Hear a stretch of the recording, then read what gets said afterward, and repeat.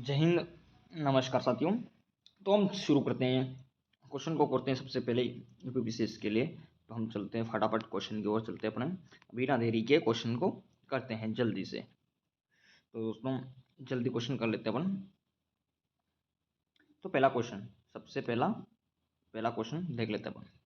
निम्नलिखित में से कौन सा विश्व व्यापार संगठन में WTO संगठन में भारत का राजदूत और अस्थायी प्रतिनिधित्व है? तो किसका है, आपको आंसर बता देते हैं जल्दी से। आंसर हो जाएगा यहाँ पे ब्रिजेंद्र नवजीत, ठीक है ना, ये आंसर हो जाएगा। दूसरा क्वेश्चन, बिना देरी के पहले अपन करंट के क्वेश्चन जल्दी निपटा लेते हैं, फिर अपने पॉलिटी के क्वेश्चन बचेंगे यहाँ पे।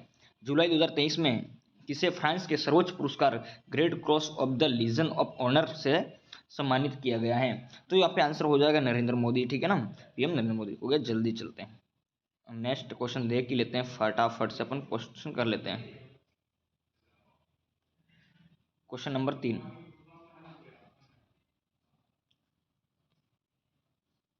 क्वेश्चन नंबर 3 को अपन देख लेते हैं।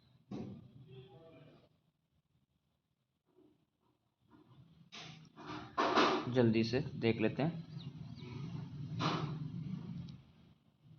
निम्नलिखित में से किस एयरलाइंस को environmental airlines of the year 2023 से नामित किया गया है? तो किसको किया गया है, यहाँ पे आंसर हो जाएगा अपना तीसरे का आंसर हो जाएगा बी नंबर, आंसर हो जाएगा एतिहाद एवरेज, ठीक है ना, एयरवेज, ठीक है ना, एतिहाद एयरवेज। चौथा क्वेश्चन अपन देख लेते हैं।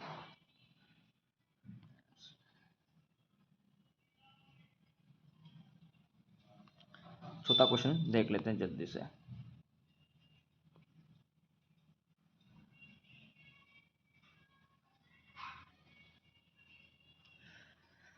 क्वेश्चन, निम्नलिखित में से किसने through the broken glass an autobiography पुस्तक लिखी?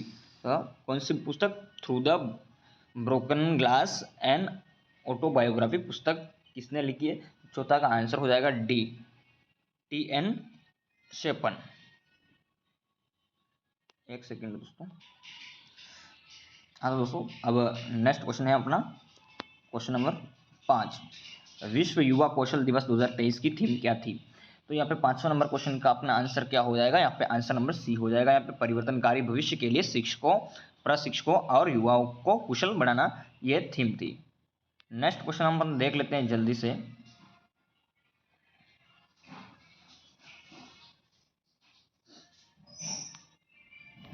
क्वेश्चन नंबर 6, निम्नलिखित में से कौन सा महत्वपूर्ण दिवस मनाने की तिथि सही सम्मिलित नहीं है? तो कौन सी तिथि सम्मिलित नहीं है? तो यहाँ पे क्वेश्चन अपना छठा क्वेश्चन यहाँ पे हो जाएगा। यहाँ पे तो विश्व जनसंख्या दिवस यहाँ पे क्या है? ये तो 11 जुलाई बिल्कुल, इसका तो करेक्ट आंसर यही होगा।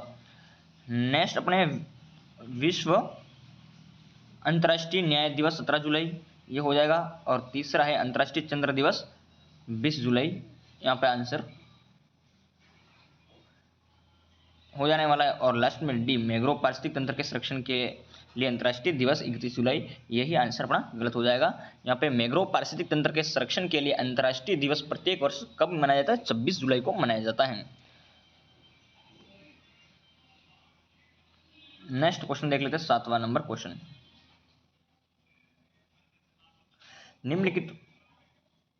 निम्नलिखित में से कौन सा, मतलब निम्नलिखित में से कौन अंतरिक्ष में मीथेन तरल ऑक्सीजन रॉकेट लॉन्च करने वाला पहला देश बन गया? यहाँ पे आंसर हो जाएगा चीन हो जाएगा, करेक्ट आंसर। नेक्स्ट क्वेश्चन अपन देख लेते हैं जल्दी से, 8वां क्वेश्चन जल्दी देख लेते हैं। यहाँ पे क्वेश्चन अपन देख ही लेते हैं जल्दी, चलो ठीक है ना। क्वेश्चन नंबर अपना 16 नंबर क्वेश्चन आ गया यहाँ पे बीच में, ये हो गया चलो ठीक है।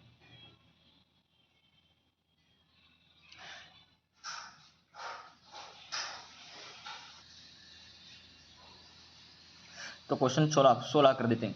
बहुआयामी गरीबी सूचकांक 2023 रिपोर्ट के अनुसार गरीबों की संख्या कम करने में कौन सा देश सबसे शीर्ष स्थान पे रहा है? तो यहाँ पे कौन सा रहा है? उत्तर प्रदेश रहा है यहाँ, या मध्य प्रदेश, या राजस्थान, या बिहार? तो आंसर इसका हो जाएगा ए, उत्तर प्रदेश, यूपी शीर्ष स्थान पे यहाँ पे रहा है।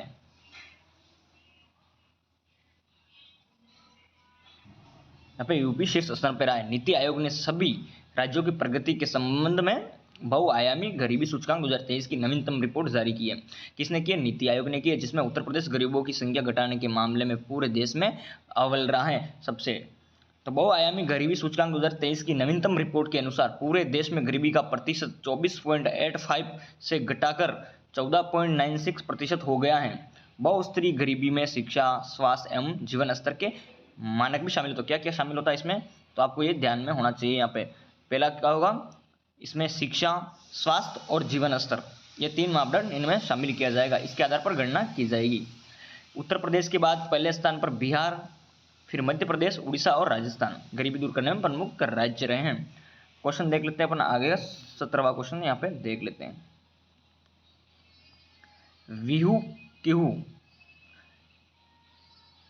कुहू महोत्सव कहाँ मनाया जाता है? तो ये आंसर हो जाएगा अपना इस अरुणाचल प्रदेश। यहाँ पे आंसर होने वाला है। यहाँ पे नेक्स्ट क्वेश्चन अपन देख लेते हैं 18वां क्वेश्चन। कौन सा शहर, 18वां क्वेश्चन है अपने, कौन सा शहर विस्तारित उत्पादक उत्तरदायित्व ईपीआर क्रेडिट प्राप्त करने वाला देश का पहला शहरी निकाय बन गया? यहाँ पे कौन सा हो जाएगा? इंदौर बन जाएगा यहाँ पे आंसर। तो इसमें आपको मैं बता देता हूँ, इंदौर इसका आंसर राइट होगा। इंदौर नगर निगम आईएमसी प्रतिबंधित एकल उपयोग प्लास्टिक वस्तुओं को जब्त करने के बाद उसका पुनर्चक्रण करके विस्तारित उत्पादक उत्तरदायी ईपीआर क्रेडिट प्राप्त करने वाला देश का पहला शहरी निकाय बन गया है। नेक्स्ट अपन देख लेते हैं जल्दी से 19वां क्वेश्चन। निम्नलिखित में से कौन सा देश ग्लोबल क्राइसिस, एक सेकेंड दोस्तों यहाँ पे अब चलो, निम्नलिखित में से कौन सा देश ग्लोबल क्राइसिस रिस्पांस ग्रुप के चैंपियन ग्रुप में शामिल हो गया है? तो यहाँ पे आंसर हो जाएगा भारत। यहाँ पे आंसर इसका करेक्ट रहने वाला है। अपन 20वां क्वेश्चन देख लेते हैं, जल्दी से देख लेते हैं। निम्नलिखित में से कौन सा राज्य गीग श्रमिकों को सामाजिक सुरक्षा प्रदान करने के लिए कानून पारित करने वाला भारत का पहला राज्य कौन बना है? यहाँ पे आंसर हो जाएगा 20 का आंसर हो जाएगा सी, आंसर हो जाएगा यहाँ पे राजस्थान हो जाएगा। बिल्कुल राइट, राजस्थान आंसर हो जाएगा इसका। और अब थोड़े पॉलिटी के क्वेश्चन यहाँ पे आने वाले हैं, तो अपन इसको थोड़ा सा छोटा कर लेते हैं यहाँ पे स्क्रीन को। क्वेश्चन नंबर 21 देख लेते हैं जल्दी से। नीचे दिए गए कथन दिया गया नीचे, और अभिकथन ए और दूसरा है इसका कारण यहाँ पे दिया हुआ है। यहाँ पे नीचे दिए गए कथन दिए गए हैं और अभिकथन ए तथा दूसरा कारण इसका दिया गया है। तो अपन देख लेते हैं पहले पढ़ के। क्वेश्चन कौन सा है अपना? 21वां क्वेश्चन है, जल्दी से देख लेते हैं अपन 21वां क्वेश्चन।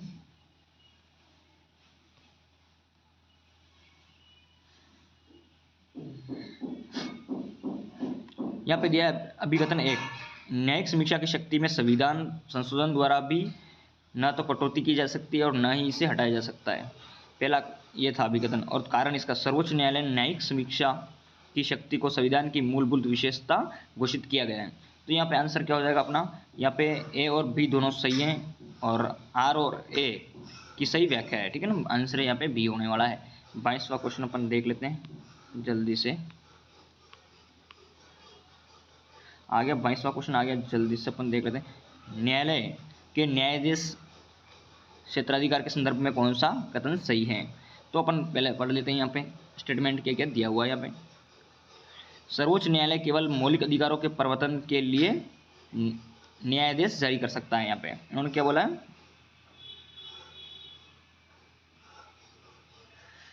और दूसरा है उच्च न्यायालय का रिट क्षेत्राधिकार उच्चतम न्यायालय की तुलना में व्यापक है। आंसर इसका क्या हो जाएगा? यहाँ पे अपने सी नंबर आंसर यहाँ पे होने वाला है। चलो नेक्स्ट क्वेश्चन देख लेते हैं, 23वां क्वेश्चन देख ही लेते हैं।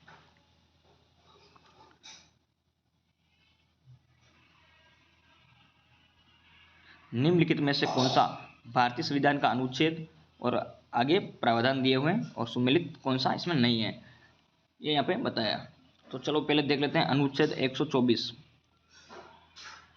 तो अनुच्छेद 124 सर्वोच्च न्यायालय की स्थापना एवं गठन से संबंधित है। बिल्कुल यहाँ पे बात सही की है उन्होंने तो। और दूसरा स्टेटमेंट कहता है अनुच्छेद 126 कार्यवाहक मुख्य न्यायाधीश की नियुक्ति के संबंधित है। बिल्कुल ये भी सही है। अनुच्छेद 130 सर्वोच्च न्यायालय के न्यायाधीशों की नियुक्ति से संबंधित नहीं है। ये 130 किससे? सर्वोच्च न्यायालय का आसन से संबंधित है। यहाँ पे ये आंसर अपना राइट हो जाएगा सी। नेक्स्ट क्वेश्चन अपन देख लेते हैं, क्वेश्चन 24वां। राज्यसभा की विशेष शक्तियों के संदर्भ में निम्नलिखित में से कौन सा कथन सही है? क्या बोला है? राज्यसभा की विशेष शक्तियों के संबंध में अपन को स्टेटमेंट दिए हुए हैं।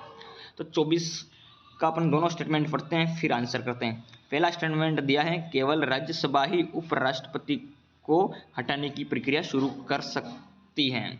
दूसरा है, यह धन विधेयक में संशोधन कर सकती है अथवा उसे अस्वीकार भी कर सकती है। दो स्टेटमेंट यहाँ पे दिए हुए हैं। तो अपन पहला वापस पढ़ते हैं। यहाँ पे केवल राज्यसभा ही उपराष्ट्रपति को हटाने की प्रक्रिया शुरू कर सकती है। तो उपराष्ट्रपति क्या है? राज्यसभा का पदेन सभापति होता है, इसलिए ये प्रक्रिया पहले राज्यसभा में ही यानी कि शुरू की जा सकती है। ये तो सही है बिल्कुल। दूसरा, ये धन विधेयक में संशोधन कर सकती है? नहीं, राज्यसभा धन विधेयक में संशोधन नहीं कर सकता, क्योंकि ओनली सिफारिश कर सकता है। यहाँ पे धन विधेयक में संशोधन नहीं कर सकता है। तो अपना आंसर केवल एक ही हो जाएगा यहाँ। नेक्स्ट अपना क्वेश्चन देख लेते हैं, 25वां।